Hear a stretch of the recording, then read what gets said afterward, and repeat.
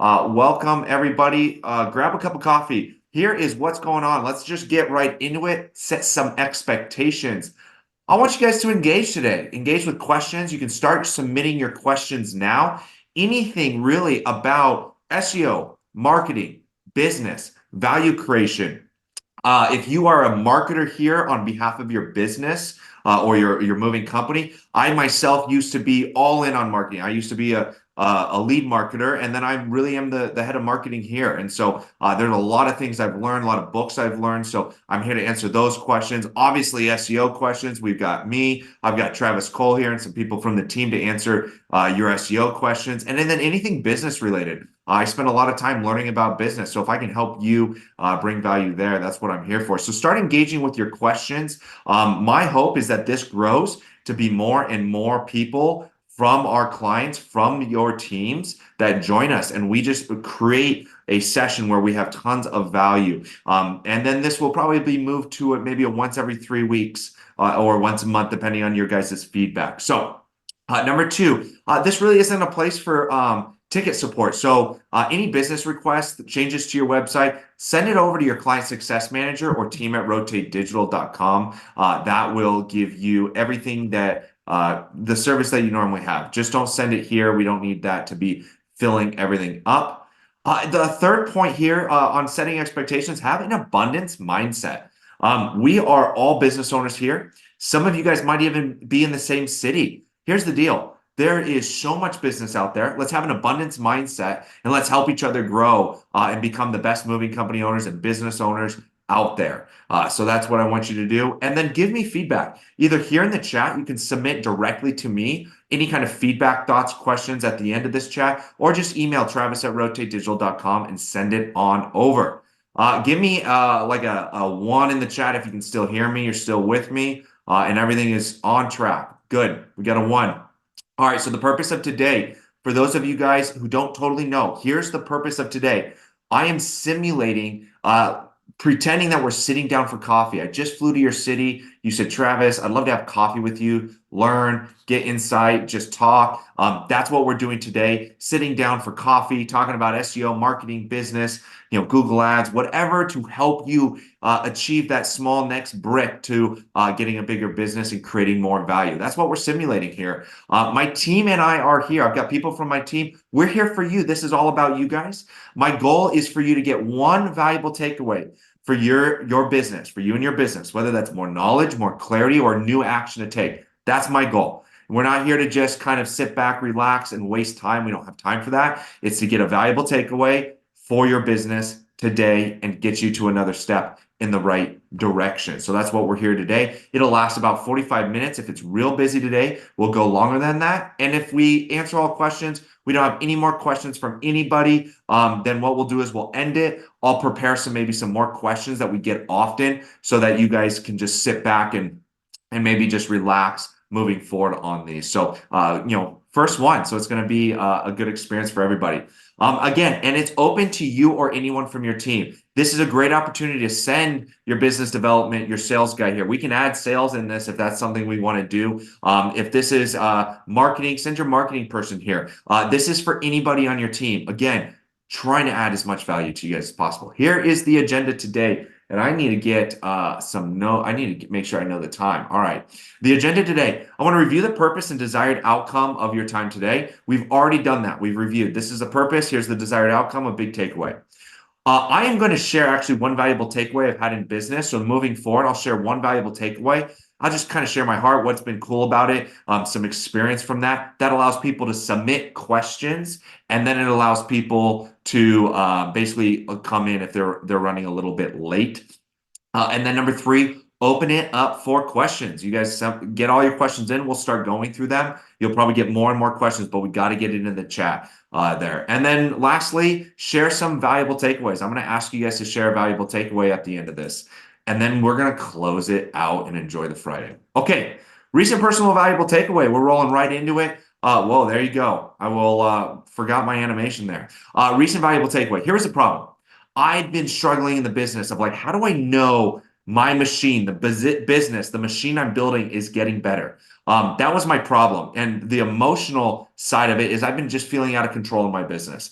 I've got some new hires recently. They are even executive new hires. And I have a lot of important KPIs, and I felt like I didn't have the confidence on the things that are going in the right direction. So I was diving into the details. What's the close ratio? What's the, what's this? What's that? And it was all these details, and I just felt like I couldn't grasp, are we going in the right direction? And I've been grabbing the random metrics and really have like just really trying to have some confidence. I've had none.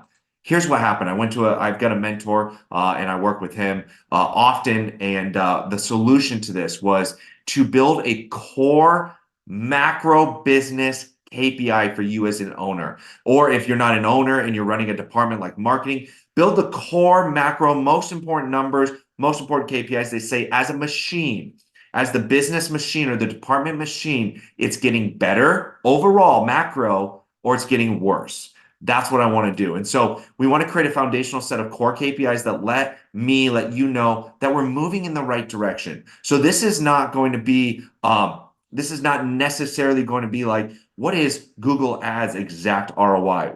This is not that, because that's more strategy. And what this has done is it's given me already in 1 week, it's been giving me the freedom to know the macro view of what's happening in my business, both the good and bad. So here's some core KPIs that I've chosen. I've given some KPIs for you guys. Number one, I want to track both the profit dollar and the profit percentage. I want to track profit percentage because if the profit percentage, okay, if that is working, we are becoming more efficient. We're creating more value with less. The percentage will go up. But I also want to track the profit dollar in my business because I spend dollars. So that dollars is realistic. If someone's like, I had a 20% ROI or 20% profit, you're like, that's great. What was your revenue? It was like $100. Like, all right, $20. Like, all right, right. So I want to track the dollars because I can spend dollars, and it connects with your head more. Customer acquisition costs. I want to see customer acquisition costs smoothly going down. In customer acquisition costs, for those of you guys who don't know, customer acquisition cost is literally every single expense that you have on your sales team, every single expense that you have on your marketing team, and you bring that together and go, well, how many moves did I book with that? Or in my case, how many new clients did we sell? And I want to see that the customer acquisition cost is being driven down. And so this is a scary number when you start adding up all the salaries and ad spend in software that are related directly to marketing and business. So I want to see that going down. And for us at Rotate Digital, we want to see retention going up. We want to see that we're holding on to clients longer. And what that tells us is that we're holding on to clients longer, we're providing value. And if we're not providing value, you guys leave. And so we're trying to figure out how to provide more and more value. Lastly here, and I hope I'm recording this. That would be sad if I'm not recording this. I am. Great. Whoops. Lastly, for you guys, labor ratio or percentage, I'd probably track that as a moving business owner. I want to see that consistently going down. I probably want to see claims going down because then you're saying as a machine, in the holistic of the machine, the fulfillment is going well. If you're getting a lot of claims, a lot of people calling saying they, got damaged stuff, you're going, okay, there's something intrinsically wrong going on in maybe my training. And I want to probably see the average move value going up depending on your business. So again, you got to think through these core KPIs, but these were really helpful to go as a macro business level. I know that all the strategies being put in place should be driving these in the right directions. And when they go the wrong direction, I know I need to look into something. So I hope that was valuable. If you have any questions, put it in the chat on that. Any questions on that? All right. If you have them, I'll come back. It is time to submit your questions. All right. So submit your questions that you guys have. I'm going to go to Daniel here. I know we already answered that. And Travis, just so you know, when we keep them open for me. Yeah, I realize that. Okay, perfect. All right. So Apple Maps and Travis, you can jump in and share your pretty face or just jump in with audio, but probably your face if you want to bring something up here. I'm going to actually get rid of this screen sharing. So it's like we're having coffee. Now we're having coffee. And hopefully you guys have your coffee mugs here. I'm going to just take a sip. I cannot start my video, Travis. Just FYI. Oh, perfect. Let's see here. There All he right. is. There we go. All right, Coffee. cool. I love that mug. All right, guys, coffee in hands. Let's get the questions up and rolling. Let me get the questions here. Oh, I have lost the questions. Because Ooh. because I've lost the host. Oh, you made me the host. Oh, But now you're now you're in and now I'm the host. So there there you we go. go. Sorry, everybody. First round here. All right, get your questions in, guys. If client success managers, if you guys are here, get your questions in that people are having. Anybody from my team, if you know some questions that a lot of people are having, throw them into the Q&A. There's a Q&A section right at the bottom here. And if Gary, you can take a screenshot of what that looks like. So for the next presentation, we can clear that up for everyone. So Daniel, you said here, question about Apple Maps. Is it worth focusing on once we are in the top 3 map pack for Google Maps? I'm going to give my insight and my opinion and my thoughts on this. And then I will have Travis jump in if he's got anything to add on or contradict me on.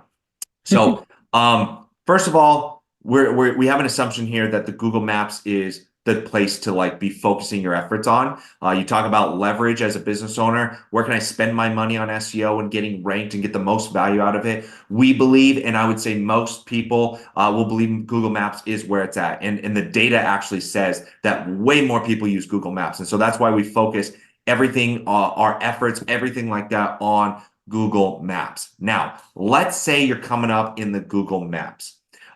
For Apple Maps, Apple has no necessarily map pack per se, because we're really working on the search engine on Google, which has the feature of a map pack or a Google Maps. Now, how do you come up in Apple Maps? Let's talk about that. That is purely a directory submission. And I did another webinar that I can actually share or do later on. But that is one of the directories that I highly recommend you as a business owner actually create on your own. And the reason for this is the verification on Apple Maps is very stringent. It's very difficult. And we can actually do it for you as a company. And we do that. But verification takes a while. And so a 10-minute task can actually be 10 weeks, depending on how well you can communicate. And so if you go and type in on Google, type in business Apple Maps or business Apple, you can then log in, claim your profile, and we can set it all up for you as a client of ours. You can set it all up, and that way you can start getting visible when someone is using Apple Maps to go, moving companies. That being said, the search intent, some people call it the commercial intent. There's not as much commercial intent on Apple Maps, and so we put that in there as a benefit to actually help rank on Google Maps, but it's not going to be as powerful. Yelp or Bing at one point used Apple Maps, if I'm not mistaken, but now they use Yelp still for their Bing's personal map pack. So, Daniel, does that answer your question there? If you want to put in the chats or wherever, but if that answers your question, let me know. If you have any follow-up on that, let me know. Again, also, guys, I believe you can upvote. You may not be able to, but I believe you can upvote these questions, and so we can do that. So, cool. I'm going to answer live. Go ahead, Travis. To follow up on that. So the other thing too is keep in mind that managing your Apple Maps listing it's very new, like 2023 new. You could set up the directory, but you couldn't really do much about it. Like you would have to log into it and through this excruciating process online on your computer and do it. They just launched the the Apple Connect last year. So this is very new. One of the things that they do is they do utilize Yelp for their reviews. And so that has been the trend up until this point. And so a lot of the info that is necessarily that's being fed into the Apple listings, it's not necessarily what one, the business owner wants communicated from the listing, but two, it's also not what necessarily people are looking for. A lot of times people didn't want to see the Yelp reviews because they know maybe they have their own opinion about Yelp as a platform. And so up until this point, it wasn't a really trustworthy platform to go for, like Travis was saying, when you're looking for that, when you have that commercial intent.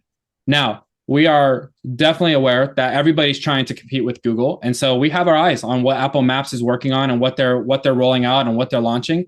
And so it's definitely not something that we're like, oh, it's never going to happen. There's a very real chance it might happen. But because of their lack of depth in their search and in their algorithm, there's not so much value, for example, as ranking in the Google Maps.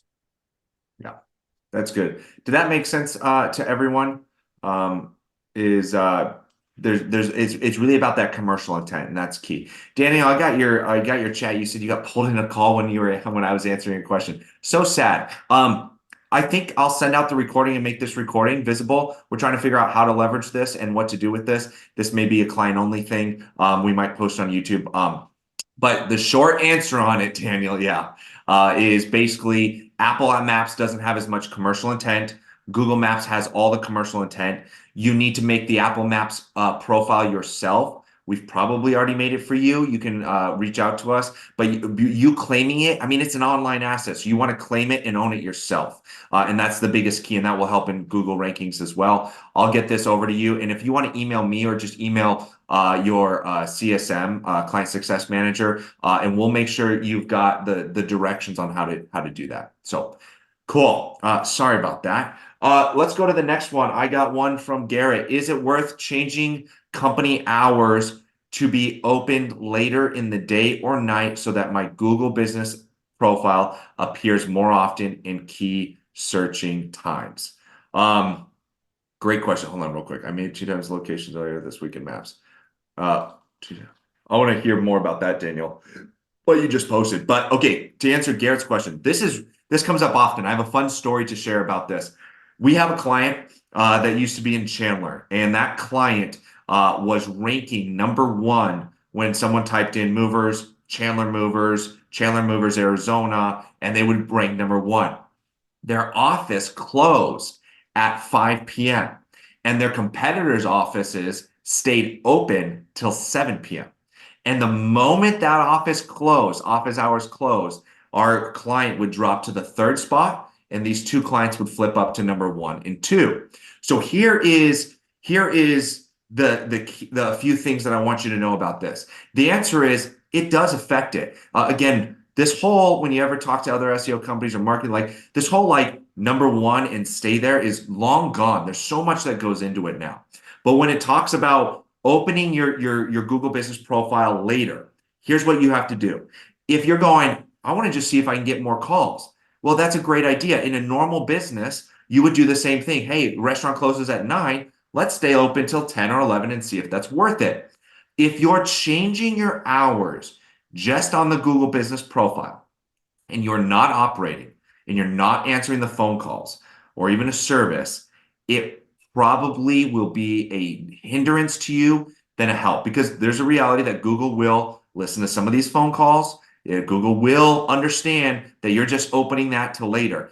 And there's also a reality that there's not many 24/7 moving business owners or moving business companies. And so you've got to be very smart. And so again, it all ties back to what Google's always trying to do is, how do I create value and get a great customer experience?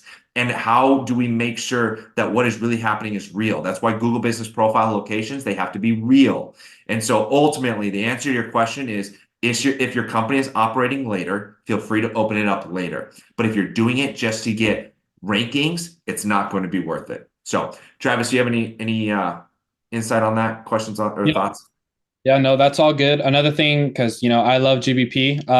Another thing to keep in mind is if you are operating out of a shared office space that is, let's just say it's Arrowhead Apartments or Arrowhead Business shared office space. And if that entity has a specific opening and closing hours and they lock their doors, you want to make sure that your hours do not extend outside of those brackets that they've set. Because Google, when they look at your Google business profile, they're going to be looking, if it's a shared office space, they're going to be looking at other Google business profiles that are at that building. If they're all saying they close at 7 p.m. and for some reason yours is open till 9 or 10, well, that's a little bit of a flag for Google, because it's like, okay, can you actually be there? Because your building closes. But are you actually there taking customers less percent at your office location? Great. No, that's great. Security. Love it. All right. I'm liking this. I'm having fun. I hope you guys are having fun. I hope you're learning. If you're having some fun and learning, just throw me like a 2. Just give some kind of feedback that's like, this might be worth it. We'll see. All right. Let's go to the next question.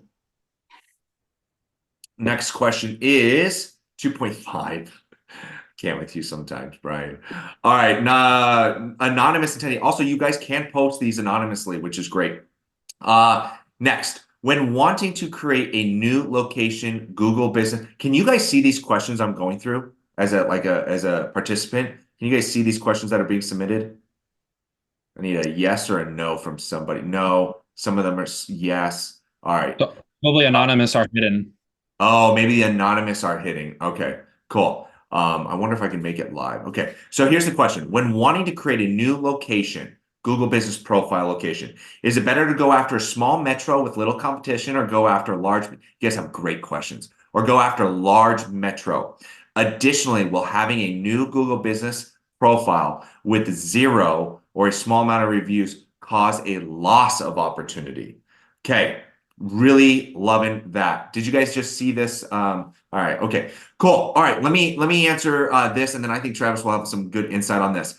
Again, from a business, I think one of the benefits is I do know a lot about SEO, and I'm a business owner, so there's business things I can bring in a little bit more naturally. And so when I get this question, it says, is it better to go after small metro with little competition or larger metro? Imagine you're putting a new business somewhere. And you're like, do I go after, the suburbs of Chicago, not as busy, not as many people, versus downtown Chicago? Well, what's the problem with downtown Chicago? It's competitive.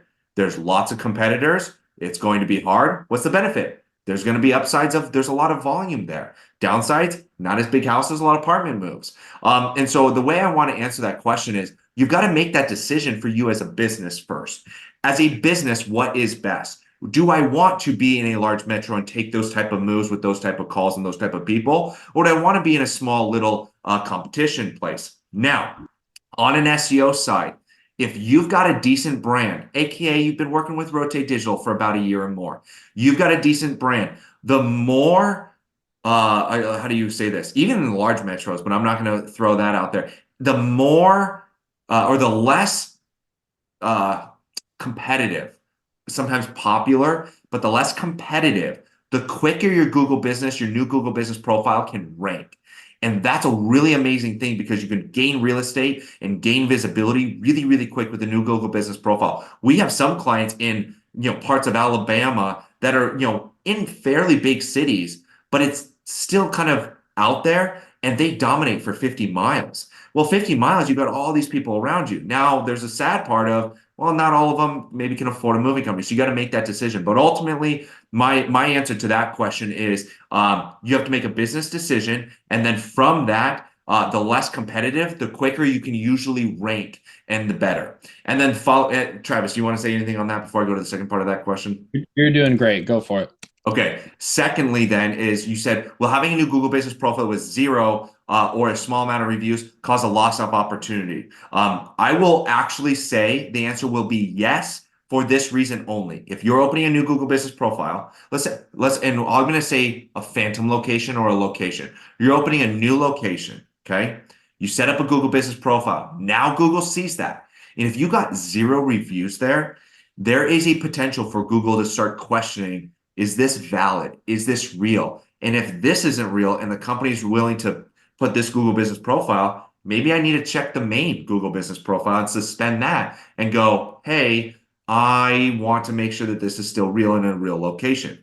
So the answer to your question is, I think it's more riskier to open a Google business profile and have zero reviews if you're not going to be pushing reviews. Now, if you're going to open it with zero reviews and then push reviews, you're totally fine. Now you're just gaining free market share.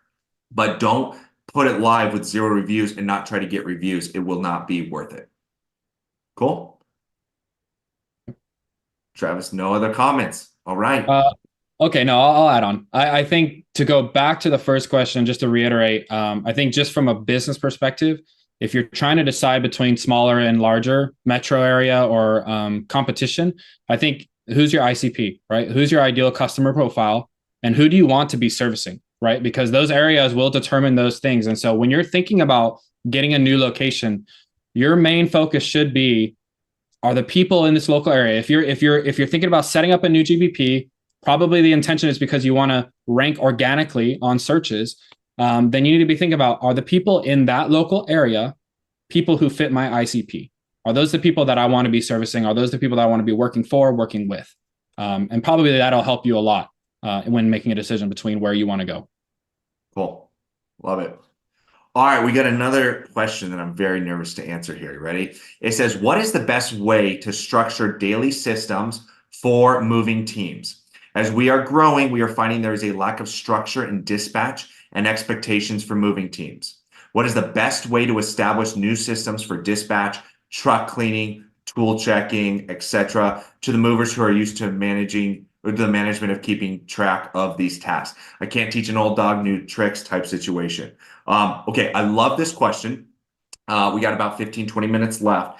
I'm going to answer it. I'm not a moving business owner. And if you're sitting here going, man, this would be real helpful if there's a real smart moving business owner that joins all the time, let us know. But I'm going to answer this as a owner and a CEO and someone who is spending a lot of time in this. Travis might have some really good insight on that. He's been creating a lot of systems. Here's some responsibilities that you guys have as owners. Your job is organizational design and structure. Are we creating the right organizational design for our company to succeed, right? Are we creating that? And then what that means is, are we creating the opportunity to create the systems? There's a reality that most of the time when I have problems with business, when I get really mad at Travis Cole for not doing his job, there's a reality, it usually comes back on me because I didn't clear the communication or expectations, and I didn't get it very clear on the systems or processes. So few things on where to start. Here's one thing to start, because you can get overwhelmed with like, I got to record everything. Start with mapping out your core things. Here's the core thing from the time a guy comes in dispatch. Okay, box number 1, they come into dispatch. Box number 2, they do pre-truck, pre-move, so now you've got a box number 2. I wish I could draw right now. Maybe I'll have that for next time. Box number 3, they're on their way to the client. Box number 4, they're at the home. Box number 5, it's, clean up and get ready to leave, etc. Now you've established a core process. Now, are there 1,000 things in between that? Sure. But then what you can do is take each box and go, now, how do I create a checklist from each one of these boxes? So, you arrive to the dispatch office, okay, box, line over this way, another box, it says pre-move checklist, right? And the great way to start is just by building a checklist, just like as flying or in the FAA. Checklist number 1, check this, check this, check this, check this. You can even print it off and have them literally use a pen and say, I've done this. So now if they didn't do it, you can be like, is it on the checklist? Now, if it's on the checklist and they didn't do it right, you're like, did I even train on this? And now you've got a good rubric for like what you need to do and for building training systems. And then number 3, if you've trained them and it's on the checklist and they're still not doing it, they're now becoming a problem in the business. They are somebody who believes they don't need to follow processes, and that's not helpful for a business.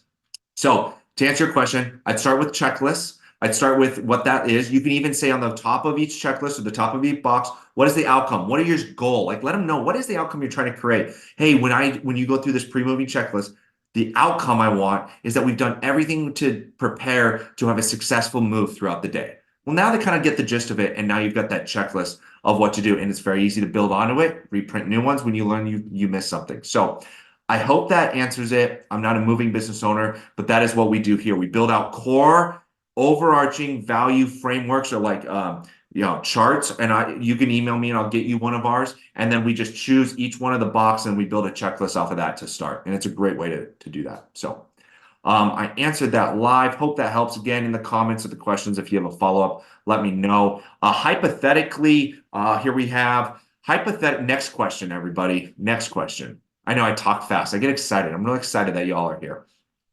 Hypothetically, let's say I get a 20 times ROI from mailers, and I am finding it hard to justify the cost for SEO. Rankings are increasing, but I'm finding it hard to justify the cost of SEO because I'm not seeing the same ROI. I don't see a question there, but I think the question is, how do I make some decisions based off of that? It's a really good question. So there's a few things that I would want to be thinking through as a business owner here. Number 1, can I scale the mailers? Okay. So there's like the idea here of, I have a revenue bucket for my business and I want to fill this bucket with money.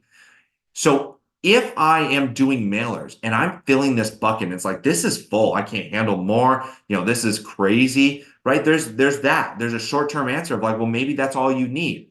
Secondly, if you're filling this bucket with mailers and you don't have enough, then the second question is, can I actually just scale mailers up more? And if I scale it up more, can I get the same return on investment? Can I do that? And then that's what I'd be thinking through, right? If I already know that mailers is working, I already have a system set up for it. Can I double that and get double the return? Or if I double it, do I lose the return on investment with that?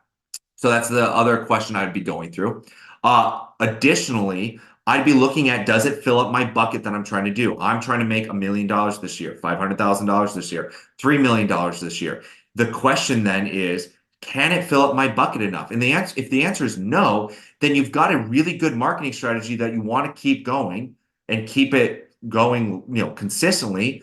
But then you've got, secondly, got to figure out another marketing strategy that fills that bucket.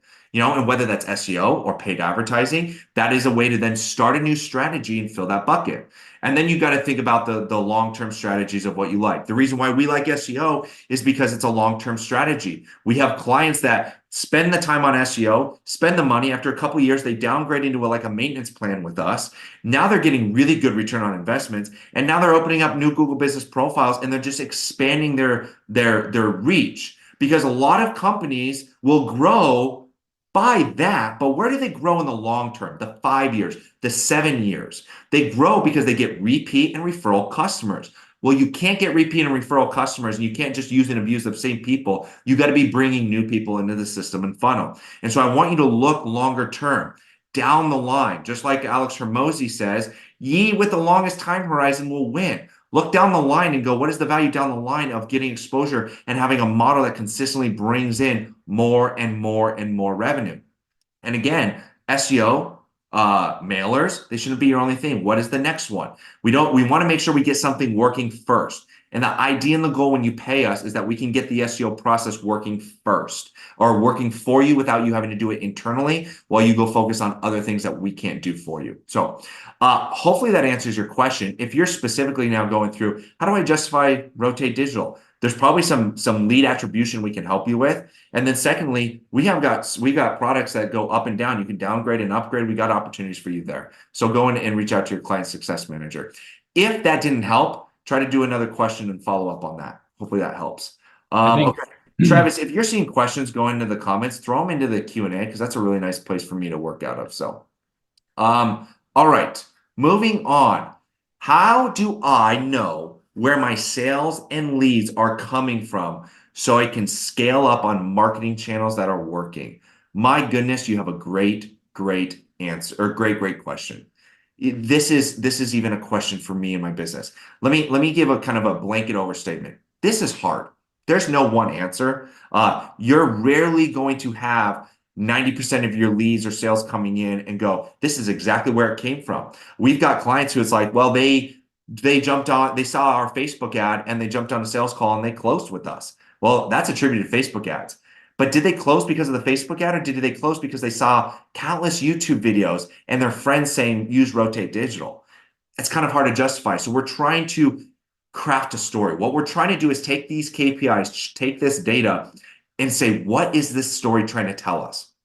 And then also, what's a little bit of a gut feeling? Especially in marketing, gut feelings can be pretty powerful.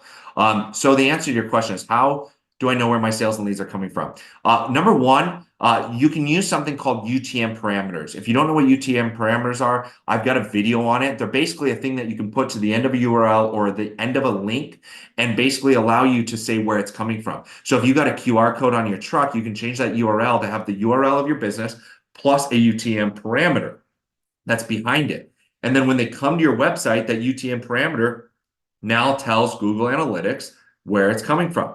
Here's something cool. As clients of ours, we're rolling out a lead attribution script and software that when you're a client with us, we'll install it on your website so that when someone has a UTM, when they come to their website, it stays with them wherever they go until they end that session. And so sometimes you'll get someone that comes from paid advertising. They'll come to your landing page and then they'll jump because they want to look at the services. They want to read about us. And then they finally submit a form. And you're like, I don't know where that came from. Well, we have a script that we're building that we've already launched to like 10 companies to then say, keep that little cookie, keep that little tag on them. Okay. Keep it on them on where they're going. And then I want to know where it is. And then now smart moving, I think Supermove does this too. It'll pull in the UTMs of that. So I think that's a great way to do that.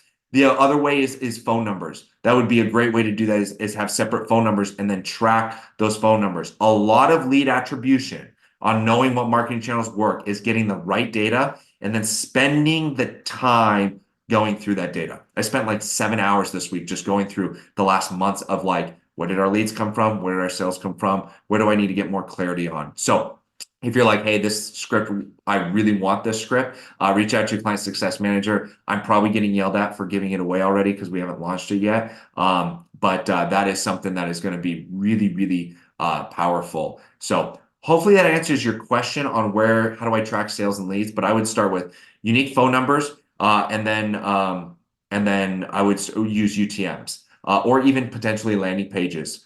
So again, let me give one more example, and I am now out of questions. So we've got 5 minutes left. We can go longer, but I'm out of questions. So let me just hone this in with a story and an example of how this would tactically play out. And then if there's no more questions, we'll end it, guys. All right. How do you track lead attribution? If I'm sending postcards, I would want to have a QR code or a landing page that they go to. If it's a QR code, I would use that QR code to go to a landing page, and I would have a UTM parameter on it. If you're like, I don't know how to do UTM parameters, literally just Google UTM parameters or Google UTM parameters rotate digital to get a video from me on it. And I would have that QR code go to a URL and a landing page with the UTM parameter, and you would be tracking how many people have come to that landing page. The other way to do it is a phone number. Then they're tracking that exact phone number. For paid advertising, you could have them go to a separate landing page that that landing page is only found with paid advertising. And so you can drive people to unique pages that are only found from that marketing channel. Or if you have a QR code on your truck, let's just say, or QR code on your truck, and they scan that, they can come to your homepage of your website. But now you're just changing the URL in your QR code to have that UTM backend parameter. Does that UTM backend parameter make sense? If it does, great. If you're a little confused, put the clarification questions in the chat, and Travis should be able to answer that. I might have spent too much time on that, but oh well. All right, we got 2 more questions. Let's see here. Roger, good to see you, sir. You mentioned not going live on a new location without having reviews. How do you get reviews on a new location if it isn't already live? Great question. I miscommunicated on that. What I'm saying is, do not go live and not have it like an effort to get reviews. You don't want that going live and have 0 reviews sitting there for months on end. You need to then go live and then get reviews once you go live, right? In the first week, go get 2, 3, 4, 5 reviews. Next week, 10 reviews, 20 reviews, how many you can go. So you still got to go live with no reviews. You just don't want it sitting there with no reviews. So hopefully that answered your question there. You might, are there any preferred softwares? Yeah, I see these here. Yeah, Travis, if you, yeah, you're putting those for everybody to see. Got it. All right. Are there any preferred software solutions beyond the standard CRM like MoverPro that are great to consider as we scale? Travis Garrett, there's anything you're thinking of, software solutions. Here's one thing to help in understanding this. Start with your problem. Start with your problem and the outcome you're trying to achieve. Then asking, and I know you're not asking it like this, but then asking like, is there anything? Because I hear that and I go, is there any cool software out there that can do something cool for me? It's like plenty. I could name 20 that I could get for my business right now that'd be like, man, this is freaking cool. What I really try to do, and I keep my team accountable to do, is what do I want to achieve? What's the outcome, and how can I help get there? So there's things like CallRail. CallRail can help you create phone numbers for different things, and then help you put in a CallRail phone number on your PPC landing page so you know which ads are converting. That is one way to do it. There's other ways to do it without having to get CallRail. I try to keep as little software as possible, so my expenses don't go through the roof. Outside of a standard CRM, the other softwares I would be considering or looking at is anything to help the core things in your business that you know work well, whether that's email marketing, whether that's getting referrals, or better management for like asking for referrals. So if you're not doing a good job following up on every single move that goes successful and calling them and emailing them and texting them, if you didn't do a good job, if you're not doing a good job doing that yourself or in your team, then you've got to get a software to do that. And if you're like, oh, Smart Moving does that, it does, and it does a great job, but it's passive. You're not calling them. You're not texting them. It's a random email. And I get those all the time and I don't answer them. But if I get a call or a text, say, hey, I hope you really enjoyed your car detailing. It would mean the world to us if you could leave a review. Here's a link. Also, I've typed out a response for you to copy and paste, so it takes like 5 seconds. Man, that's easy. Now it feels personable, and I'll reach out and I'll actually do that. So there are softwares out there that can help you do that if you can't replicate that in-house. Yeah, so hopefully that answers your question. Operations, you're saying. I use Colorado and Slack. Oh, I see. Yeah, Slack's a great for like internal communication. I have a review gen company, just don't know what I don't know. Yeah, I use Slack. We have Dialpad. What are some of the, we use HubSpot for a CRM, but you guys have Smart Moving or Supermove or whoever. I'm trying to think who else or what else is really powerful for us, but I'd say those are the core ones. So cool EO. All right, any last questions? I would love to know before we end it, if there's no more questions that come in, was this helpful? And here's how you can let me know. Number one, you can put a 1 in the chat and say, yeah, this was worth my time today. If it wasn't worth your time today, you could put a 2. I don't mind honesty and transparency. If it wasn't worth your time though, what I would really love is an email. And just tell me what would make it worth more of your time. How do we create more value for you as a client? How do we create that value for you? And on top of it, if you found this really valuable, if there's things specifically you found valuable about this or formatting you want any insight or changes on, let me know. Finally, before you guys go, every other week, here's my question. Every other week, is that too much or is that about right? I don't want to do it any more than every other week. Should we go every 3 weeks or once a month or every other Friday? And it'll be 45 minutes, sometimes an hour. What are you guys' thoughts? And I won't make changes based on what you say. I just want to get your feedback while you're here. Yeah, I'm not doing every Friday, but I appreciate that. Every other Friday, every 3 weeks. Stop it, Garrett. Don't you encourage the mutiny here. Every other Friday, every 3 weeks, or once a month. Would love some feedback. Brian, thank you. Every other Friday. Great. I'm going to continue this every other Friday. If there's topics, things that you want insight on, again, the format will be introduction, setting expectations. I'll share business insight that I have. Bring your team, bring your marketing team, bring whoever from your team that you think it'll be valuable. It'll be very focused around business ownership, SEO, and marketing. If there's no other questions, we're going to go in 5 seconds. 5, 4, 3, 2, 1, 0. Awesome. Everyone, thank you so much. Have a wonderful Friday. We will see you in 2 weeks. I hope this was valuable. We'll see you on the other side. Bye, guys.